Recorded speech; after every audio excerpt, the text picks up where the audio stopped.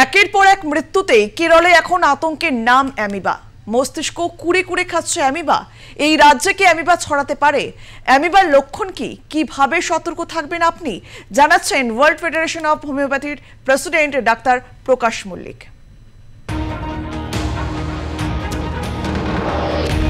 Amoeba amoebic meningoencephalitis একটি অণুজীব যার উপসর্গ মাথা ব্যথা, জ্বর, বমি বমি ভাব। রোগটি ধরা পড়তে পড়তে অনেকটা দেরি হয়ে যায়।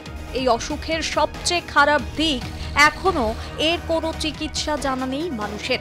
এছাড়াও রোগটি দ্রুত ছড়ানোয় চিকিৎসারও সময় মেলে না। কেরলে ক্রমেই উদ্বেগ বাড়াচ্ছে মস্তিষ্ক খেকো অ্যামিবা। এটি জলের মাধ্যমে নাক দিয়ে মানুষের দেহে প্রবেশ করে, তারপরেই সরাসরি আঘাত হানে মস্তিষ্কে। মস্তিষ্কে ঢুকেই দ্রুত বংশবিস্তার করে এই অণুজীবটি। তাদের খাদ্য হয়ে ওঠে মস্তিষ্কের বিভিন্ন টিস্যু। তবে মানুষ থেকে মানুষে ছড়ায় না এই রোগ, অর্থাৎ সংক্রামক নয়। তবুও এই রাজ্যের মানুষের কতটা সতর্ক থাকা দরকার? রাজ্যের জন্য কি ভয়ের কোনো কারণ রয়েছে? কি বলছেন আন্তর্জাতিক খ্যাতিসম্পন্ন চিকিৎসক ডক্টর প্রকাশ মল্লিক? অ্যাকচুয়ালি এইখানে অ্যামিবা মেনিনজাইটিস এনসেফালাইটিস, এই এনসেফালাইটিসটা কিন্তু একটা ডেঞ্জারাস, একটা জাপানি এনসেফালাইটিস হতো। এবং ম্যানিনজিস বলে আমাদের ব্রেনের একটা অংশ আছে, সেটা গুরুত্বপূর্ণ। আগে যদি কোনোভাবে ইনফ্লামেশন হয়ে যেত সেটাকে বলে মেনিনজাইটিস, এবং সেখানে রক্ত বেড়ে যেত এবং সেই রক্তটাকে অনেক সময় বের করে দিত এবং তার কমপ্লিকেশন ব্রেন টিউমার থেকে শুরু করে ব্রেনের কিন্তু প্রবলেম হয়ে যেত। আর এই অ্যামিবাটা দেখা যাচ্ছে এই কিন্তু ব্রেনের মেনিনজিসে গিয়ে সেখানে ইনফ্লামেশন তৈরি করছে, যার জন্য মৃত্যু ঘটে যাচ্ছে। এবং অলরেডি কেরলে শুনেছি যে বেশ কিছু লোকের মৃত্যু হয়েছে। আসলে এই মস্তিষ্ক খেকো মানে ওই মেনিনজিসটাকে সে নষ্ট করে দিচ্ছে এবং তার পরিণামে মানুষ কিন্তু কোলাপস হয়ে যাচ্ছে।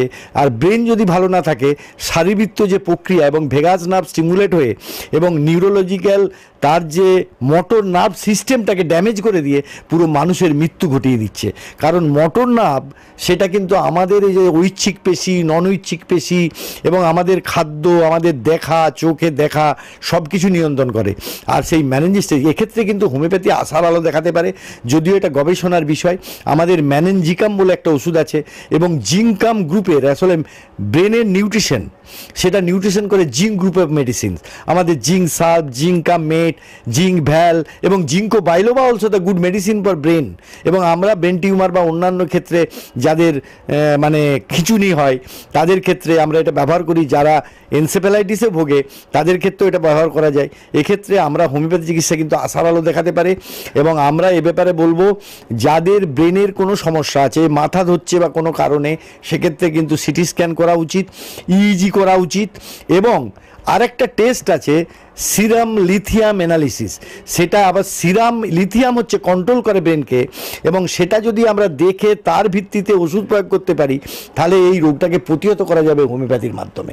তাই ভয় পাওয়ার কোনো কারণ নেই। আসে বলে আপনার মনে হয়?